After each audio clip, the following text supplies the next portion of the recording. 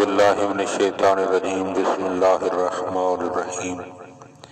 مولا کائنات حضرت امیر المومنین علی ابن ابی طالب علیہ السلام کے مجموعہ کلام نہج البلاغہ کے تیسرے باب کا 409 نمبر فرمان۔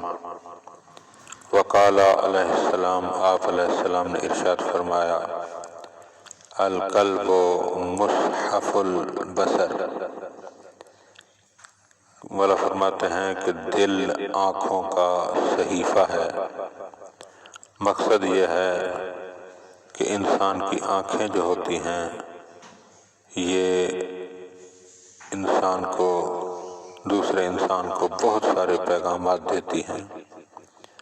جو دل میں ہوتا ہے وہ آنکھوں سے ظاہر ہو جاتا ہے۔ اگر دیکھنے والی آنکھ ان آنکھوں کو پڑھ سکے تو اس جملے کا مفہوم ظاہری طور پر یہی ہے کہ یہ آنکھیں دل کو پڑھتی ہیں اور پڑھنے کے بعد پھر دوسروں کے سامنے دل کے خیالات کی جو ہے وہ نمائندگی کرتی ہیں، دل کے خیالات کو ظاہر کرتی ہیں، اور دل کے خیالات اور دل کی کیفیت انسان کی آنکھوں سے آشکار ہو جاتی ہے۔ دعا ہے کہ خدا بند عالم ہمیں ان چیزوں کو سمجھنے کی توفیق عطا فرمائے۔